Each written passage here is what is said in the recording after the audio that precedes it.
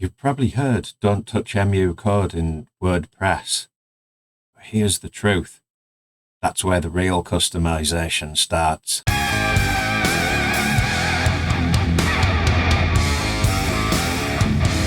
My name's Andy, I am the Code Rebel, and this video is about the saving grace to your messy functions.php file. This is all about MU code. MU code in WordPress, it's not that accessible. It is, but if you get FTP access, it is. That's the normal way in. I'm about to make it a little bit easier for you, but that's to come later in another video. So carry on watching after this one, and I'm about to make this easier. But this one is all about, don't use functions.php. That was the last video. Don't do that. Here's your solution. Use MU code. It's there in your plugins and you can see them, but MU code is typically just a one small PHP code file that sits in a folder on the server, and it kind of takes priority. It's stuff that you always want active. You want it to override something annoying in your theme or your site. Put that in MU code, just a couple of lines, and it can fix it. And a lot of these plugins that you put a whole plugin in that does a whole raft of things, and it tries to get you to upgrade and spend more money on it.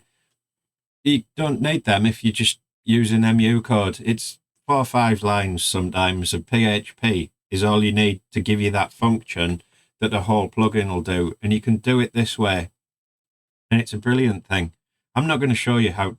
No, well, I'll show you in the next video. I'll show you my way. But I'm not going to go through it in this one. I'm just going to talk about the advantages, why you would do it.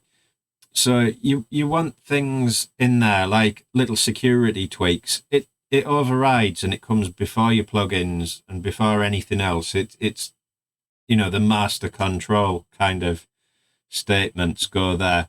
So if you want always active customizations, it's great. Security tweaks, performance helpers, pretty good there. Admin only enhancements, custom post types and taxonomies. Small automation scripts can work from there fine. And that code that you were putting in functions.php, that should go in little files in your MU code folder. MU plugins, MU code, both are acceptable. What you want to avoid in there, anything that's kind of, you know, editing your theme and things, maybe leave that to the theme, edit it in the theme, edit your CSS files and stuff. But then they can get updated as well. So maybe do them in another file elsewhere. I don't know. It's not a solve all one. For very heavy plugin replacements, you shouldn't be writing 1,000 pages of code into your MU plugins. It should be short, sharp, effective little tweaks. That's what it's for. And don't try and duplicate functionality in it, because if you end up with a problem, you just don't know where to look and what's doing it and what's affecting it, and it gets a bit more complicated. So the kind of key points of your MU code is it loads before normal plugins. It's theme independent. So when your theme updates or you redesign something, your MU code is going to override and kind of work before that. It wants to be short, sharp bits of code that you can paste in, take out, and just quickly get to and edit if needs be, and name the files something that's obvious, just in case it's not you that's fixing the problem next time. So yeah, it's not so much decoration layer, but it's like, I suppose you can. It's not really for that. But it's like custom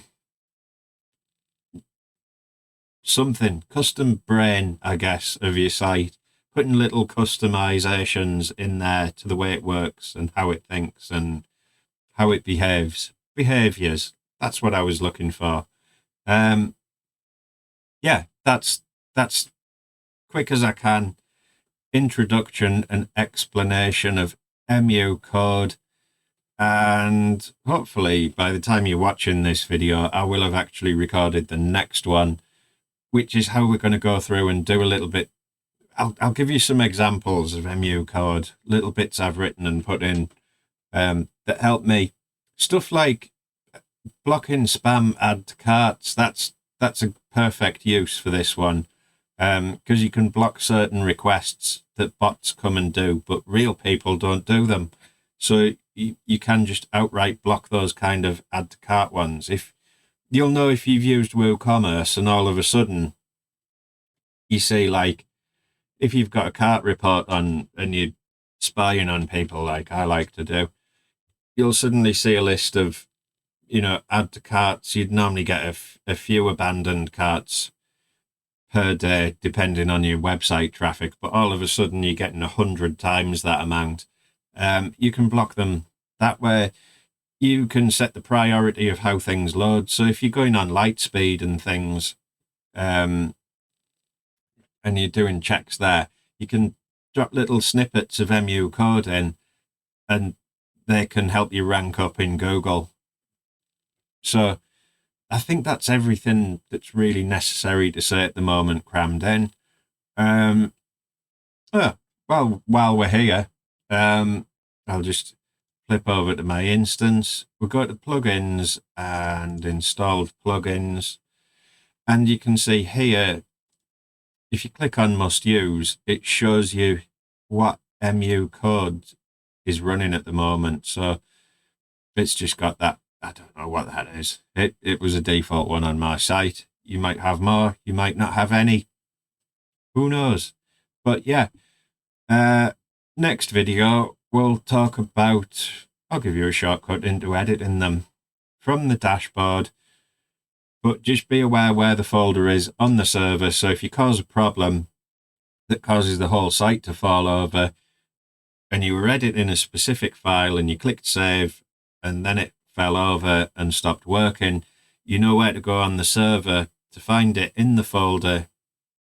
It's WP content MU plugins. Find it in that folder, just delete the file. Or don't rename it. Just cut it out of there. Take it out. Get it out the folder and it'll be fine.